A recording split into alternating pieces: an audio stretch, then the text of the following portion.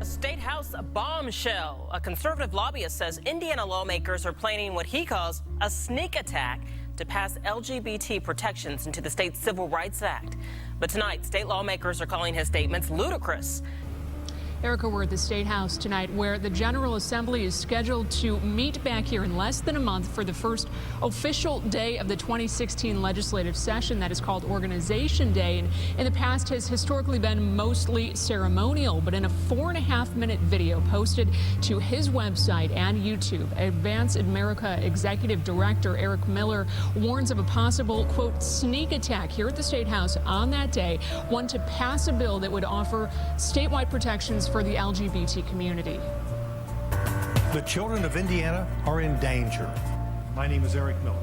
I'm the founder and executive. In the video, Miller says the sneak attack is being orchestrated by key political leaders and powerful special interest groups. He says Organization Day could go down in history as a dangerous day for both families and children.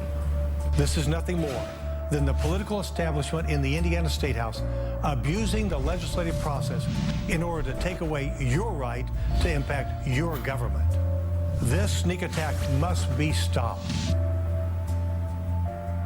Republican state lawmakers are responding to the claim on social media. In a tweet, House Speaker Brian Bosma says, "Let me be perfectly clear. There is no sneak attack planned for Organization Day. A simple phone call would have clarified that." And in a Facebook post, Senator Brant Hirschman writes that he consulted with Senate President David Long and says absolutely no legislation regarding religious freedom or LGBT issues will be debated or voted upon on Organization Day and has never been contemplated. We reached out to Eric Miller for a comment in a possible interview tonight, but did not hear back. So, Katie, are lawmakers able to approve legislation on Organization Day?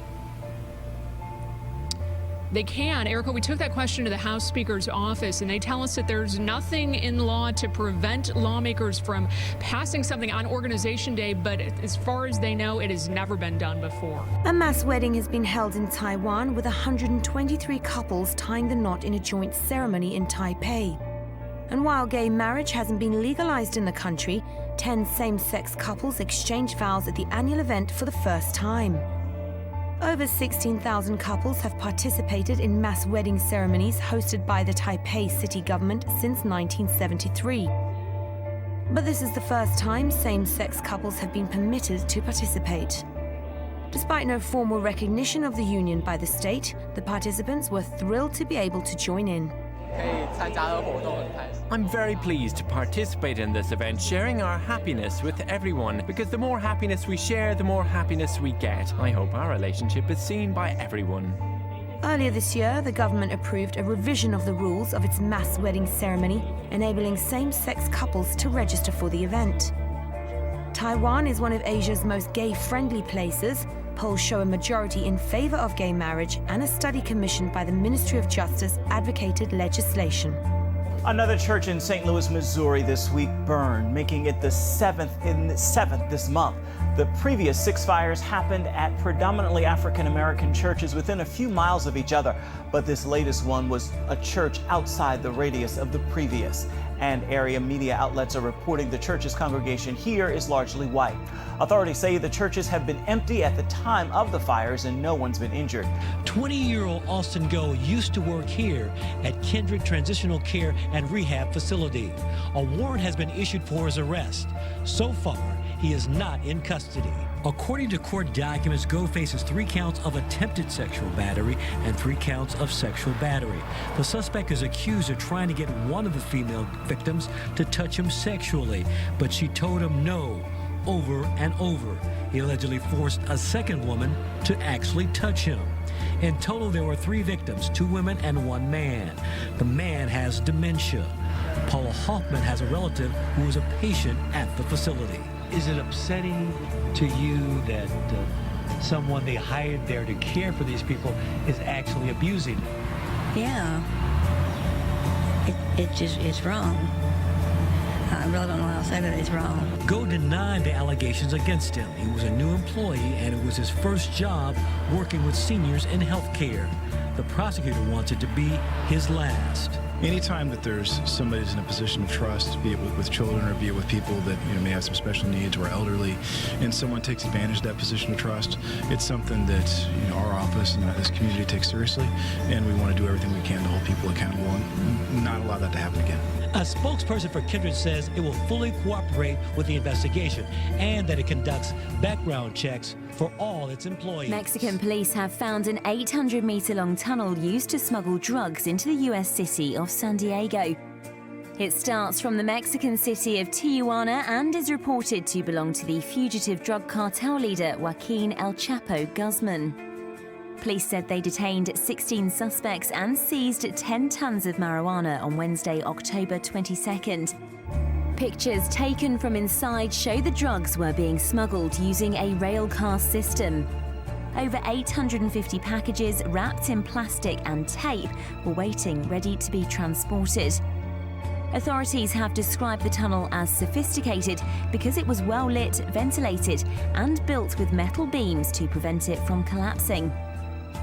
Mexican cartels have been smuggling drugs into the US through underground tunnels for years. Officials have not yet confirmed which gang was operating the tunnel, but it's thought it was built by Guzman's Sinaloa cartel, which operates in the region. The United Nations turns 70 this weekend as it celebrates a milestone it's struggling to keep up with endless conflicts around the world, along with sex abuse and corruption scandals. In New York, home to the United Nations, the UN means very different things to different people. Hope. Peace. Peaceful. Solidarity. Peace, world peace. Inclusive. Collaboration. Diversity. Influential. Complex. Complicated. Dysfunctional. Corrupted. Disgraceful. Obsolete. The mixed perception isn't surprising. In its lifetime, the UN has been divided by the Cold War, tested by conflicts from Europe to the Middle East, Africa to the Asia Pacific. It prosecuted war criminals, but now faces a high-level corruption scandal and accusations of peacekeeper sex abuses. It helped to end apartheid in South Africa, but failed to stop genocide in Cambodia, Bosnia, Rwanda, Darfur. I wouldn't say they're failings of the UN, except that the UN reflects the political constellation of power in the world. And in that sense, when the great powers can't agree to do something, it doesn't get done, at least not through the UN. The great powers are China, the US, Russia, France, and the UK, the 5 veto-wielding permanent members of the Security Council, the UN's most powerful arm. The UN Security Council can impose sanctions and embargoes and refer war crimes to the International Criminal Court. But the UN's strongest body, it's also its biggest problem, because when major powers cannot agree, they use their power of veto to block action, and then little gets done. Recent divisions among the 5 permanent members have blocked action over Syria, Ukraine, the Israeli-Palestinian conflict. The UN began in 1945 with noble intentions to prevent another world war, uphold human rights and international law, and promote social progress. But as the international organization turns 70 years old in a climate of escalating conflict, paralysis, and shaming scandals, UN Chief Ban Ki-moon appears to be losing patience. The Secretary General has kicked off ambitious efforts to fix the UN system from within, to hold its blue helmets to higher standards and reform the Security Council so it can do a better job of peacemaking and peacekeeping. This week, a Catholic aid group in the United Kingdom released a report on persecution of Christians. Among its findings is that Christianity is fast disappearing from the Middle East as Christians flee ethnic cleansing by radical Islamic groups. The report, called Persecuted and Forgotten, is published by the group Aid to the Church in Need. John Pontifex is the lead author of that report, and he joins us now from London by Skype. John, thank you for coming on the broadcast. Listen, the report includes this disturbing statement: Christianity is on course to disappear from Iraq, potentially within 5 years. How did you arrive at this conclusion? Well, we have quite clear statistics that show how many Christians there were in Iraq before the fall of Saddam. It was said before his fall in 2003 that there were perhaps 1 million or 1.2 million Christians. But if we look at what's happened since, the figures have declined very drastically. so that we're now looking at numbers in the range of 200 to 250,000 Christians, of whom about 100 or 150,000 are in fact displaced, and as a result looking for an exit from Iraq. And to that point, John, what kind of help is needed to stop this massive exit and retain Christianity in the Middle East?